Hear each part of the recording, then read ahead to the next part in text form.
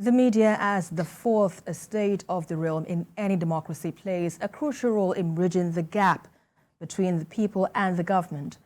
Sometimes, to achieve this, media practitioners go through intimidation and harrowing experiences.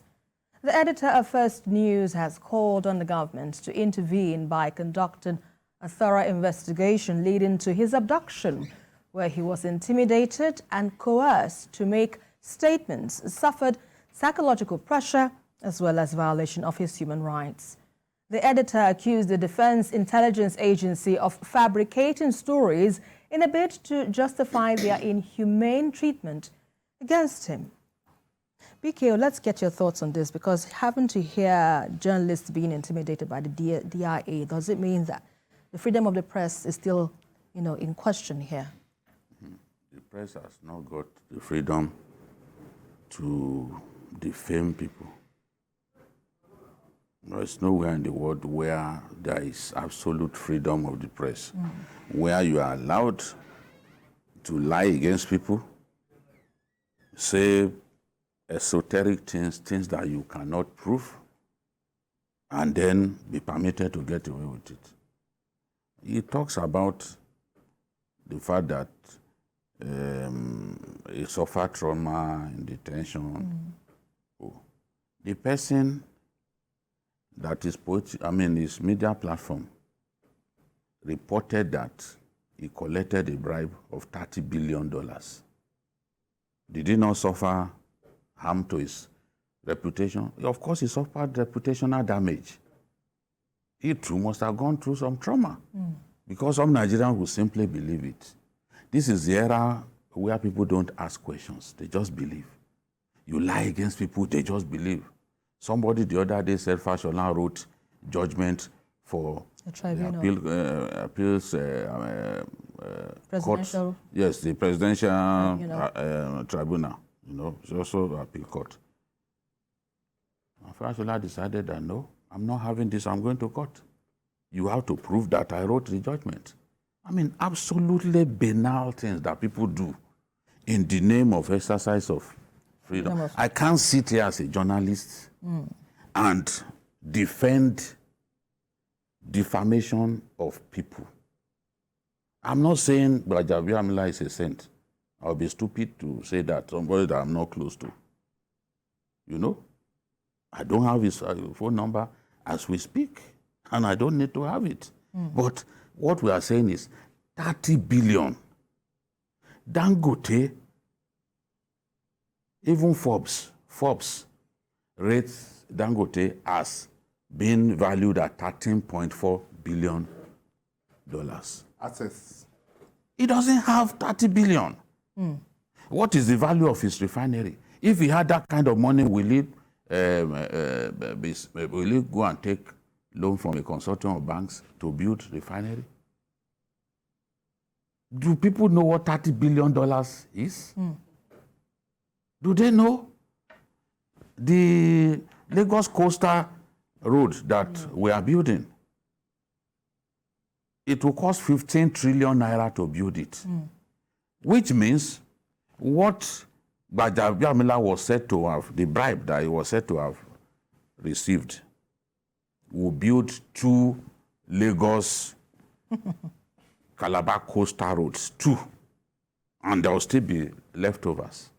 Let's face it. If you let's split the matter of defamation from the treatment he got in detention, because the elephant in the room is that story. You publish a story, people picked it. Because when Gbaja had this, he said since he became Chief of Staff, people had been saying all sorts of things about him that the security agencies should investigate. And they got hold of him. I don't know what happened to him in detention. But as a newsman, I'm interested in knowing the means by which Gbajabiamila collected $30 billion. Which banking instrument did he use to take all of this money? Or did they simply give him some houses in Abuja and other places, amounting to 30? Because I don't know how, 30 billion naira? It's a lot of money. Look at Maersk. that the president went to do a deal with the Danish company that does infrastructure, port infrastructure, is the 174th biggest company in the world. Yet, their turnover in a year was 51 billion. So one individual, not even listed among the richest in our country, is not an Otedola, it's not a Dangote, it's not Abdulsamad Isa Karabio. He had more than 30 billion. He could afford to give one person 30 billion and then he could still give others.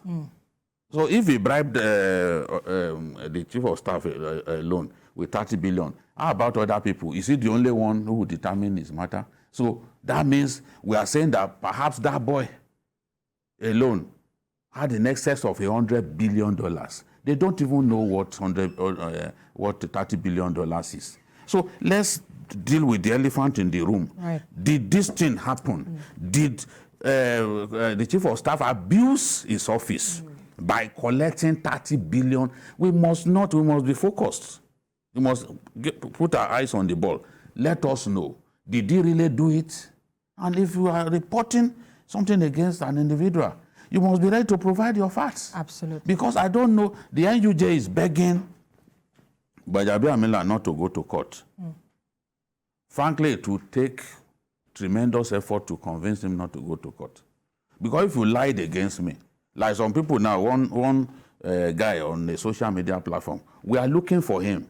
Myself and my friends, we are looking for him because I'm also going to make an example out of him. He said Yarabelo gave me an SUV, a bulletproof SUV. You all see me. People know my house.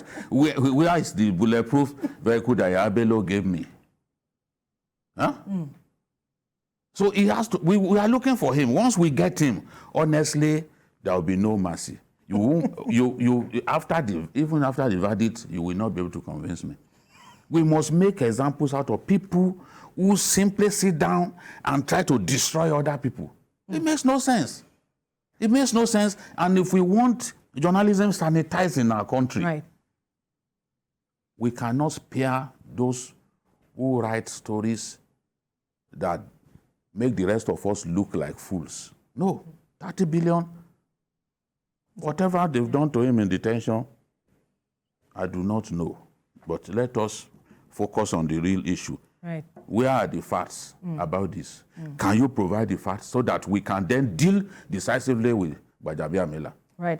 Talking about facts, Mayor, this also raised the question about due diligence on the part of journalists and a part of those who, will I say, ascribe themselves as journalists. What are those those gatekeeping rules that should be at the back of the mind of these journalists who go about peddling stories without proper fact-checking? I think the problem has to do with the new age journalism that we are practicing. Before, whether you are in a TV station or you are in a newspaper house, you understand, there are national gatekeepers, natural gatekeepers. Right. You have the sub-editor that will look at it. You have the news editor. You have the editor. Those who will check the facts of that story, who will ask you questions, who will demand for proof of facts of those things. Because of that, it is not easy for such stories to get published because it will have fallen short in one of these gatekeeping roles. But the problem we have now is that because of this new age journalism that everybody is practicing, a lot of journalists are not even journalists to start with. Because they have access to the World Wide Web, they can just write anything they like. You will see a lot of our reporters who does not even understand what news is. Everybody is now an online publisher. You understand what I'm saying? Yeah. But one thing, to continue from where Pico stopped, one thing that we have to tell ourselves the truth as journalists is that we have to be, we are professionals. Right. So we cannot, for whatever reason, whether somebody is a journalist or not, we must not allow people to sit down and write falsehood or peddle falsehood. It's unacceptable. And part of the things that are happening now is that people write outlandish things and they know that nobody will call them to question. Yes. They will just believe that I can write whatever I like There are a lot of online platforms like that write ridiculous things that even yourself, when you read it as a journalist, you feel embarrassed. And in this case, yes, it is not, yes, journalists have rights, I agree. Right. And it is not good for security forces to arrest a journalist and maybe torture him or whatever. I concede that. But you cannot sit down, somebody that has built a career for a long time. Yes. And then if you notice, since, politics is a very, very difficult game. There will always be intrigues in politics. Since the chief of staff assumed office, there have always been different stories about him. In fact, the president had to come out to tell people that, look, I have confidence in this man, and people should leave him alone. Because there are a lot of stories, he was collecting money to put people on, to give people appointments. He was doing all manners of things. So when somebody now comes and extend that allegation to say, he collected this humongous amount of money without any evidence, without being the truth, it is important that the man so accused should do everything possible to save his own career and image. Because you see, one of the laws of power, reputation is very important. True. You must guide your reputation with your life. Yes. Because when you lose it, you lose everything. So, yes, it is not fair, it is not right for security forces to torture journalists, but he who comes to equity must come with clean hands. He said that he apologized to Gbajabiamila under duress, and that the claim that he was paid 170,000 was also extracted under duress. They can proceed to court. I think the court will, yes, the court will resolve all that. Yes. But what is important, provide the proof that that the story is true. Yes. Because when you write a story, the onus is on you to prove that the story is true. And so look at the online platform that came up with that Yes Daddy audio. When Peter Obi called. Peter Obi said he will go to court.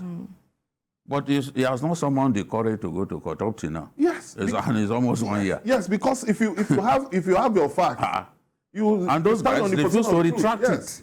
And he has not found the courage to go to court. Will go to court, yes.